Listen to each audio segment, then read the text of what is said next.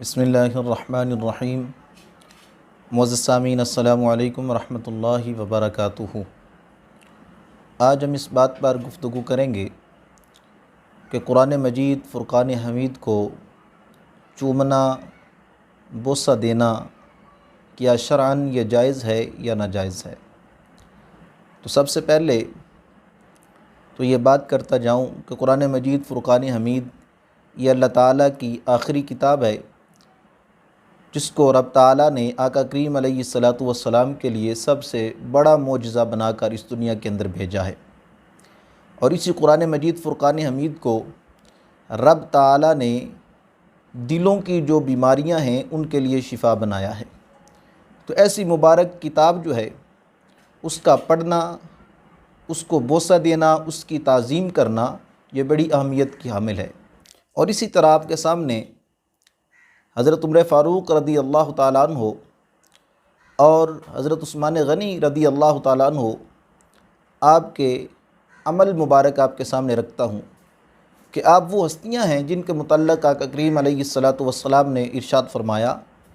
علیکم بسنتی وسنت الخلفاء الراشدین المہدیین، یعنی یہ ٹائٹل آقا کریم علیہ السلام نے آپ کو عطا فرمایا۔ اور یہ روایت سنن ابن ماجہ کی شرح جو امام سیوطی کی ہے اس کے اندر صفحہ نمبر 263 پر موجود ہے۔ الفاظ یوں ہے، رویہ عن عمر انہ کان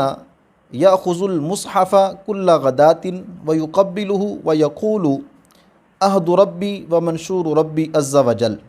جس کا مفہوم یہ ہے کہ حضرت عمر رضی اللہ تعالی عنہ ہر صبح کے وقت قرآن مجید فرقان حمید اس کو پکڑتے، اس کو بوسہ دیتے اور یہ کہتے کہ یہ میرے رب کا منشور ہے، میرے رب کا دستور ہے۔ اور اسی طرح حضرت عثمان غنی رضی اللہ تعالیٰ عنہ آپ کا عمل مبارک میں موجود ہے، وَكَانَ عثمان يُقَبِّلُ الْمُصْحَفَ وَيَمْسَحُهُ عَلَى وَجْهِهِ، جس کا مفہوم یہ ہے کہ حضرت عثمان غنی رضی اللہ تعالیٰ عنہ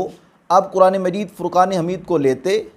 اس کو بوسہ دیتے اور اس کو اپنے چہرے پر پھیرتے برکت حاصل کرنے کے لیے۔ تو اس سے معلوم یہ ہوا کہ قرآن مجید فرقان حمید کو چومنا،